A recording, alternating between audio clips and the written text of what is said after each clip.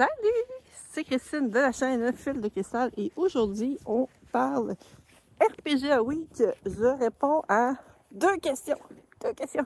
La question 42 et la question 43. Bon, déjà, je sais que j'ai un peu de retard, quoique je sais que ça ne dérange pas du tout de Bruno. Qu'on prenne du temps pour répondre aux questions.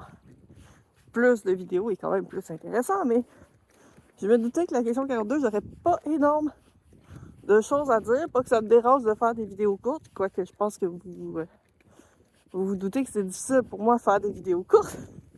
Mais je me suis dit, tant qu'à faire, je vais mixer les deux vidéos. Ça va vous donner plus de temps d'écoute pour le plaisir. Si vous trouvez que mes vidéos sont trop longues, dites-moi là en commentaire. De ce que j'ai compris, vous avez ça pour que je parle. Fait que ça a l'air que ça dérange pas tant que je fasse des vidéos si longues que ça. Donc, voilà. Donc, la question 42, qui était le multivers. Et apparemment, c'est moi qui ai posé cette question-là. Je me souviens vaguement d'avoir parlé de ça dans une vidéo. Probablement dans une vidéo que je marchais, puis je me souviens peut-être à peu près, genre, quand est-ce que j'ai dit. J'ai aucune idée dans quelle vidéo j'ai pu mentionner ça. Si jamais vous l'avez retrouvé, parce que vous écoutez en rafale chacune de mes vidéos en ce moment, parce que vous venez de tomber sur ma chaîne, puis vous faites du rattrapage, écrivez-le en commentaire. Sinon, c'est pas plus grave qu'il faut. Comme tel, le multivers, j'ai pas exploré ça du tout en jeu de rôle. Une des bonnes raisons, c'est que la majorité des univers que je joue, c'est du médiéval fantastique, ce qui n'est pas nécessairement un univers qui se prête facilement du multivers, versus quelque chose qui serait du science-fiction ou du super-héros, par exemple. Où est-ce que là, ça serait peut-être plus commun, le multivers, vu que c'est des choses qui sont déjà abordées. Je sais, par exemple, dans Star Trek, il y a des épisodes centrés complètement sur le multivers. Je sais que c'est le cas dans Next Generation. C'est le cas aussi dans DS9. Je sais pas si c'est le cas dans l'original série parce que j'ai pas écouté la série originale. J'ai écouté les films. J'ai écouté les films de la série originale, mais j'ai pas écouté la série originale. Puis là, j'ai pas écouté toute Lower Deck puis Voyager. Ça, je suis pas encore tombée là-dedans, mais je serais pas surprise que ça aborde ça, considérant que c'est facile avec cet univers-là de créer du multivers. Donc, c'est pas quelque chose que j'ai exploré, c'est quelque chose que je trouve quand même intéressant. Je pense que ça pourrait être vraiment drôle, même pour du médiéval fantastique, un espèce de, pas side quest, mais épisode spécial. Tu sais, il y en a qui aiment bien faire des épisodes spéciaux, mettons Noël, Halloween, ces choses-là.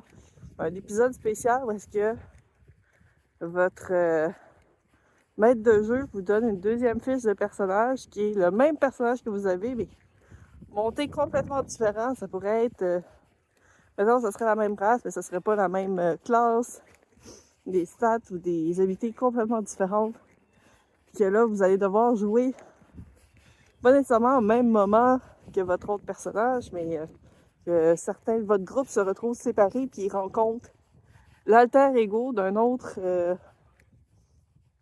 d'un autre univers, un personnage qui a l'habitude, fait que de voir les relations vont peut-être être différentes.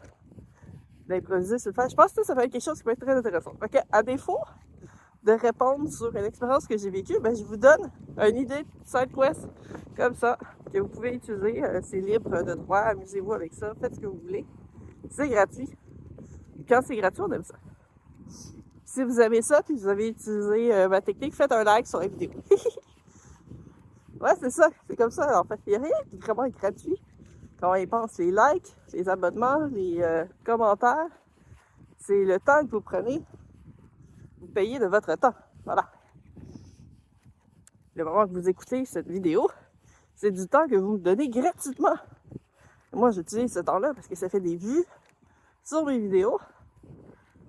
Et c'est fait que mes vidéos sont plus mis en avant par l'algorithme de YouTube. C'est comme ça que ça marche. Les gens pensent qu'il y a des trucs gratuits sur Internet. C'est faux. C'est un arnaque. Bon, je suis pas dans une vidéo de marketing, donc on va arrêter ça là. Et on va embarquer sur la question 43. Le 43 m'a fait beaucoup rire parce qu'on en a parlé cette semaine, moi puis Bruno, en plus sur Discord de ça.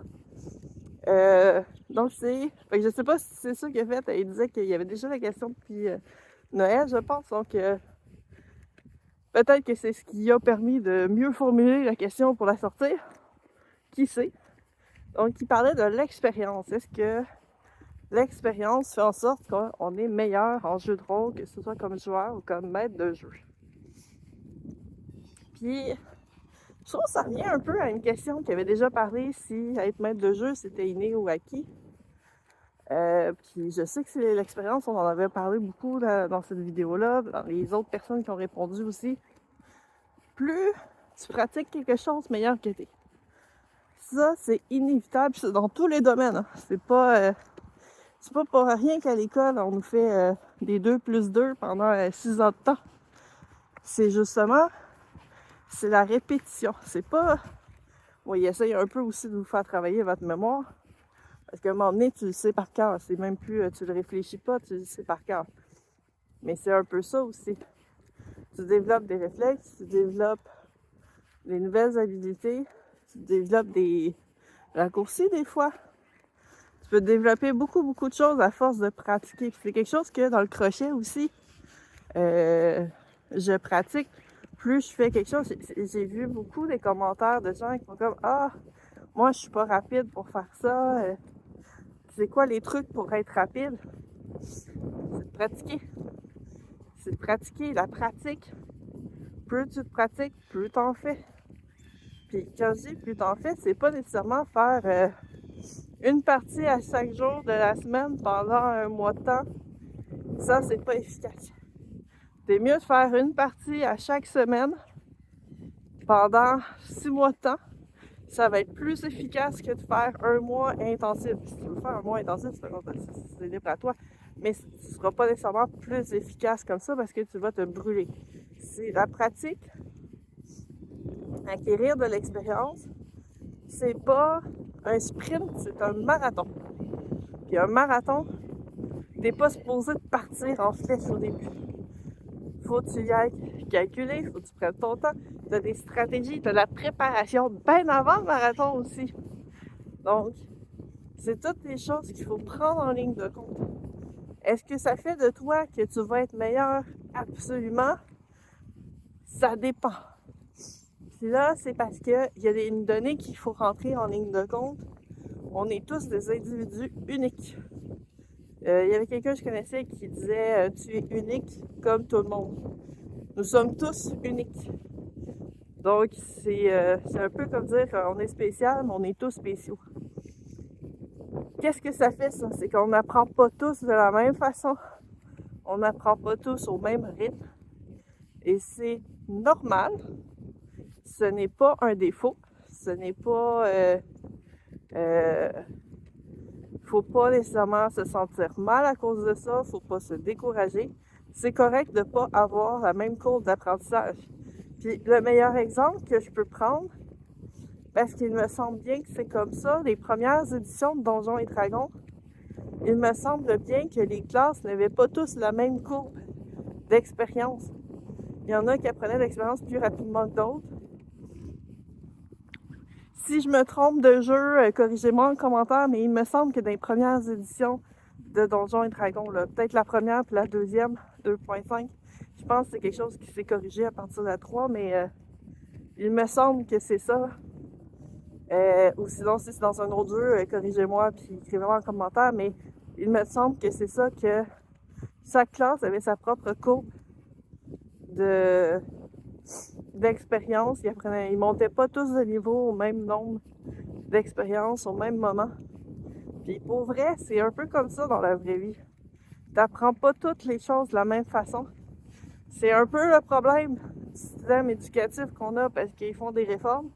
Ils font comme « Ah, mais ça marche pas pour 100% des élèves, fait qu'on fait une réforme. » Ah, ceux que ça marchait, l'ancien système, là, ça marche plus. On a réussi à embarquer des nouveaux élèves, puis il y en a toujours que ça marche pas. Ben oui, mais c'est normal. Et les gens apprennent pas tous de la même façon. Ça, puis c'est pas juste une question d'être auditif et visuel, là, c'est beaucoup plus compliqué que ça. Il y a des gens qui, s'ils pratiquent pas, ils apprennent pas. Il y a des gens qui ont besoin de lire sans arrêt pour pouvoir comprendre. Il y a des gens qui ont besoin, essayer de le lire, ça marche pas, ça rentrera pas, ils ont besoin que quelqu'un leur explique. C'est toutes des façons valables, hein. Il y a pas de mauvaise façon d'apprendre pour vrai. La mauvaise façon d'apprendre, c'est si ça marche pas. Parce que tu peux tout apprendre. C'est juste qu'il faut que tu trouves la méthode pour le faire. Après, ça prend le temps. Ça, c'est un autre problème, mais ça n'a pas rapport avec ton expérience puis tes capacités d'apprentissage. Ça, c'est la vie d'adulte, puis c'est pas pareil. Mais trouver sa façon d'apprendre, ça, c'est possible. Puis c'est ça qui va faire en sorte que vous allez prendre de l'expérience. Puis plus vous faites des parties d'un type de partie, plus vous allez prendre de l'expérience dans ce type de partie.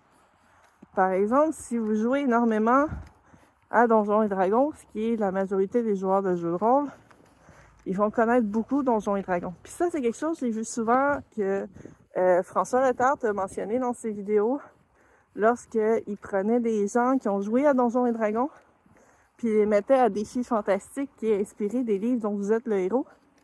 Puis que si tu n'as jamais lu un livre dont vous êtes le héros, là, je parle vraiment la collection livres dont vous êtes le héros, parce qu'il y en existe beaucoup, des spin-offs, si on pourrait dire, ou pas des bootlegs, parce que sont legit, mais des livres du même principe, mais qui sont pas de cette collection-là. Défis Fantastiques est vraiment basé sur la collection de livres dont vous êtes le héros. Je crois Loup Solitaire aussi.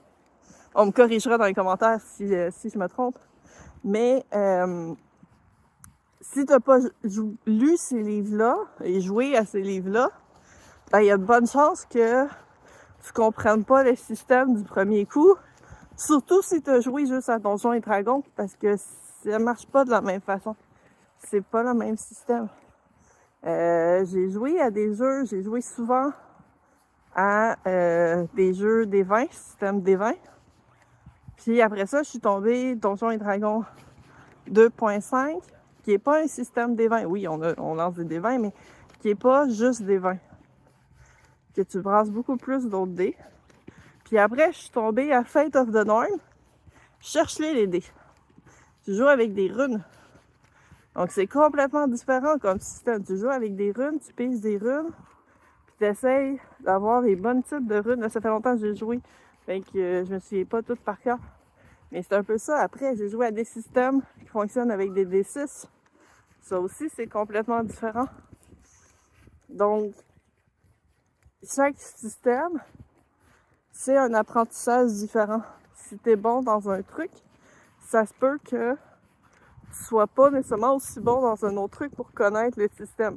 Là, je parle au côté vraiment expérience, livre de règles et mécanique de jeu. Est-ce que ça veut dire que tout ce que tu as appris en jouant, mettons, à un système des 20, tu seras pas capable de l'appliquer dans un jeu des 6? Non, il y a des choses qui vont incarner un personnage, réfléchir comment ton personnage va agir, comment il va parler aux gens. Ça se prend dans tous les jeux de rôle que tu vas faire. Parce que la majorité des jeux de rôle, j'en ai pas vu à date que c'est pas ça, mais tu incarnes un personnage. Que ce soit toi, que ce soit un elfe, que ce soit un cyborg, que ce soit une table parlante, je suis sûre qu'il existe ça. Ouais, un jeu de rôle basé sur La Belle et la Bête, que tu joues les meubles du château, là. Là, je viens-tu de lancer une idée, moi, là-dessus. OK, on va peut-être réfléchir à ça. Mais ça existe peut-être. Si ça existe, si vous n'avez entendu parler, chutez-moi ça en commentaire, parce que pour vrai, ça peut être très, très drôle. Donc, mais tu incarnes quelque chose. Et tu incarnes un personnage qui va interagir avec d'autres personnages, qui va vivre des conflits, qui va résoudre des conflits. Puis, pour vrai, ce genre d'expérience-là, c'est pas juste dans le jeu de rôle que c'est valable dans tout le restant de votre vie. Puis, pour vrai, marquer sur un CV comme quoi expérience à part, là, je dis pas de mettre ça dans vos les lieux de travail, là, mais dans vos expériences connexes, là, faire du jeu de rôle, il y a de la résolution de conflits, il y a de l'entraide, il y a de la négociation, il y a de la réflexion. C'est toutes des choses que vous pouvez, qui sont valables sur le marché du travail. Je veux dire, travail, service à clientèle, la résolution de conflits, là, c'est à chaque 5 minutes. C'est que ça. Travail d'équipe, il n'y a pas de job. Je veux dire, il n'y a pas de job que je connaisse. Le job que je fais, je travaille tout seul. Fait que j'ai pas énorme de travail d'équipe. J'ai le travail d'équipe, moi puis ma boss. Puis, je veux dire, dans notre compagnie, on est 2. Avec aléatoirement une comptable qui est là, mais je fais même pas affaire avec elle. Fait que, mettons, on est 2,5 parce que la comptable est à contrat et pas permanente. On est 2 employés permanents. Là-bas, c'est moi. Fait que c'est pas un gros travail d'équipe. Mais quand même, si j'ai de quoi, il faut que je sois capable d'aller la voir et vice-versa, elle va venir me voir pour certaines choses. Fait qu'il y a quand même un travail d'équipe qui est fait. On travaille pour l'entreprise. Parce que c'est ça, travailler pour l'entreprise, tu travailles pour la place, pour que ça fonctionne bien. Donc, travail d'équipe. Et ça, c'est de l'expérience qui, inversement aussi, peut se mettre dans le jeu de rôle. Si vous avez travaillé très longtemps comme, mettons, chef d'équipe, ben, il y a de bonnes chances qu'être leader d'un groupe dans un jeu de rôle, ça soit assez facile et inné pour vous. Puis ça me fait penser à un de mes amis que dans une partie, la partie justement qui a duré 5 ans, il voulait pas être le leader du groupe. Ben, il est devenu le leader du groupe. Puis quelques années plus tard, et même aujourd'hui, il est chef d'équipe à son travail. Fait que forcément, il y a des choses, des fois, quand t'es bon pour, ça attire ça.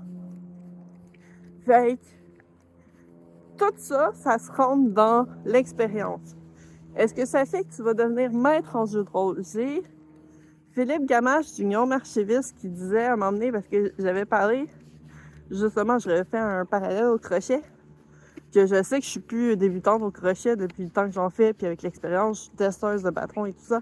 Fait que c'est comme je sais que je suis pas débutante, je suis quand même plus que genre intermédiaire, mais de quel moment est-ce que tu passes de comme, mettons, avancé à maître?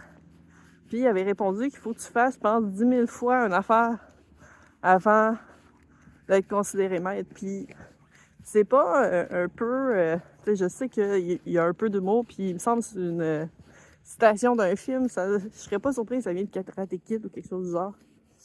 Mais plus tu pratiques quelque chose, plus tu vas t'améliorer.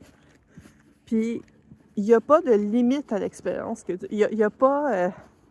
contrairement à ce que les jeux vidéo, les jeux de rôle, les jeux de société peut-être aussi,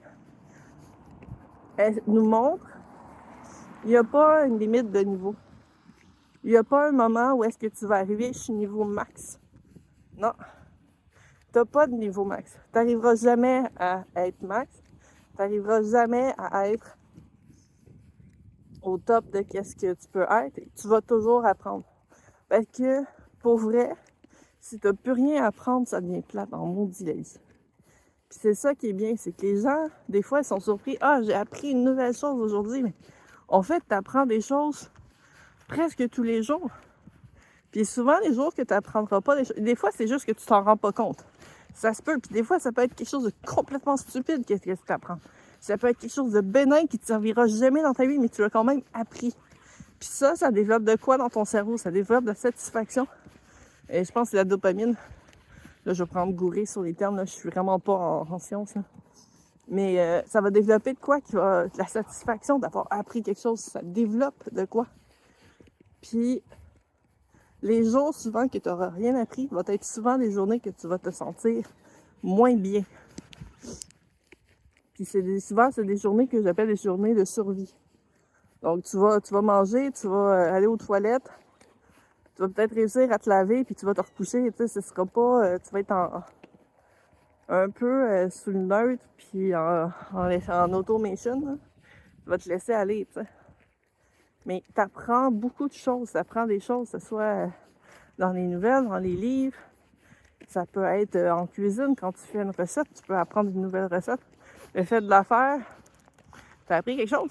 Tu l'avais jamais fait avant. Tu as appris, puis ça a goûté bon. Ben, tu as appris de quoi? Donc, tout ça, tous ces apprentissages-là, ça build de l'expérience. Puis, il y a des choses que un nouveau joueur va faire que tu vas te dire « Ah, ça, c'est un power move, c'est une affaire que un joueur de 20 ans d'expérience va faire. » Puis au final, ben, Non, c'est juste parce que elle a pris qu'est-ce qu'elle savait déjà, son expérience de d'autres domaines, puis elle l'a appliqué. Je vais penser à une amie, la sœur d'une de mes amies, qui est décédée aujourd'hui, cette sœur-là, et je l'adorais. Dans une partie, je pense que c'était une partie de Vampire, parce que l'anecdote qu'ils nous ont contée, c'était comme, wow, elle avait jamais joué à jeu du Vampire. Mais ils sont pas des vampires, ils sont des chasseurs de vampires. Puis, ils savent qu'il y a un gros rassemblement de vampires à une place. Elle fait comme, je pense qu'elle était mécanique ou je sais pas quoi. Elle dit, ben, on a accès à un gros hélicoptère transporteur. Fait que ouais. Ben, elle dit, qu'est-ce qui nous empêche de remplir des grosses citernes d'eau bénite, puis de splasher ça comme les trucs de feu de forêt par-dessus eux. Super brillant comme idée pour éliminer les vampires.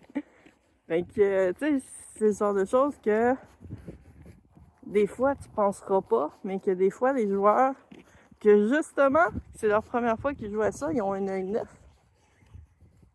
Ils vont avoir des idées, ils vont shooter ça, puis ça marche. Des fois ça marchera pas, mais des fois ça peut marcher.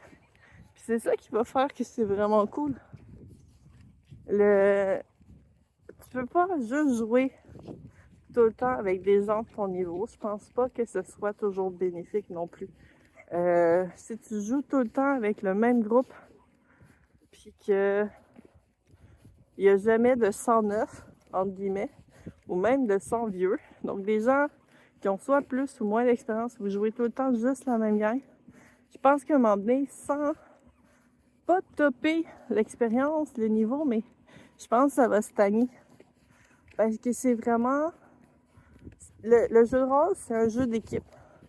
Si on met de côté les jeux solo, Omnic qui va me chicaner, là, il dit « Ouais, mais les jeux solo, c'est tout ça. » Oui, les jeux solo, c'est toi avec toi-même. Mais là aussi, tu vas apprendre beaucoup de choses sur toi-même. Alors, on va y aller sur le jeu d'équipe. Donc, le jeu d'équipe, tu apprends beaucoup de choses.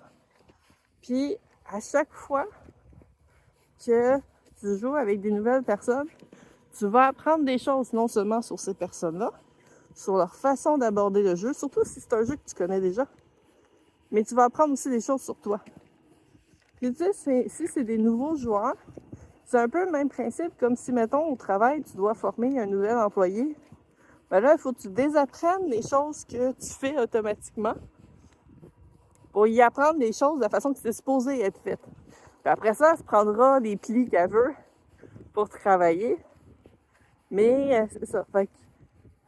Puis si tu joues avec des gens qui ont plus d'expérience que toi, même chose, tu vas apprendre des nouvelles affaires, tu vas apprendre des choses sur toi, tu vas peut-être voir, ah, eux autres, ils font ça de telle façon, j'avais pas pensé à ça.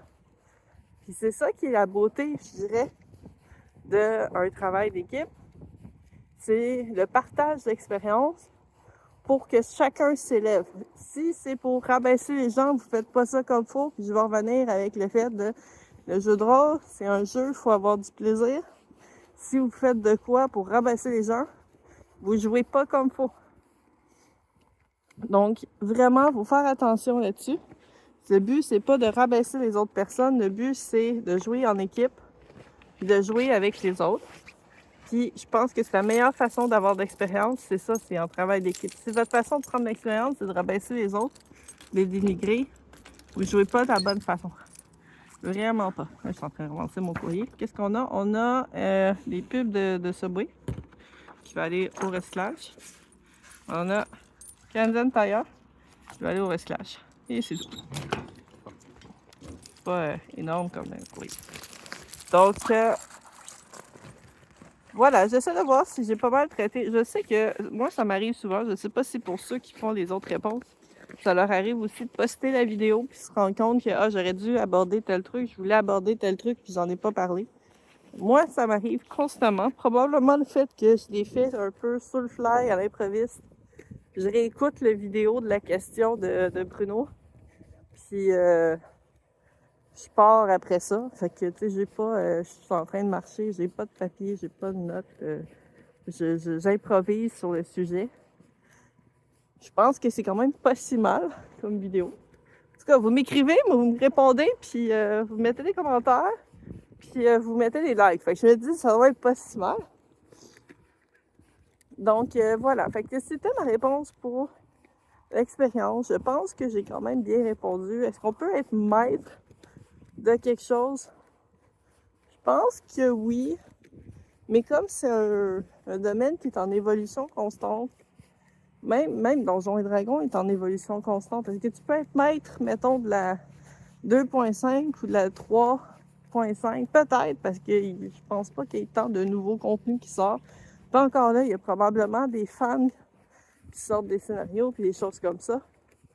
Tu sais, Praeteria Prima, je continue à checker, voir s'il y a des gens qui sortent des trucs, puis il y a beaucoup d'informations qui étaient sorties qui sont plus existantes du tout sur Internet, que je suis contente d'avoir sauvegardé. Mais tu sais, je me considère pas... je suis maîtresse de jeu, mais je me considère pas maître dans ce système-là, parce qu'il y a des choses que j'ai rien compris encore. Problématique de comment c'est écrit. Puis tu sais, il y a littéralement le dernier livre que j'ai pas pu acheter, qui était déjà discontinué. La compagnie d'édition n'existe plus. Donc, c'est sûr qu'il y a des choses que je pourrais jamais maîtriser à 100% ce jeu-là, vu que j'ai pas toutes les informations qui existent là-dessus. Mais, tu sais, ça n'empêche pas d'avoir du plaisir, puis au final, c'est un peu ça. Que tu sois débutant, que tu sois maître, que tu sois un spécialiste ou que tu crées du contenu. L'important, c'est que tu as du fun. Si t'as pas de fun, ben je pense que c'est là qu'il y a le problème beaucoup plus. Donc sur ce, vous voyez que je suis rendue à la maison. Je vous souhaite une bonne journée, une bonne semaine. À la prochaine. Faites attention à vous et à bientôt!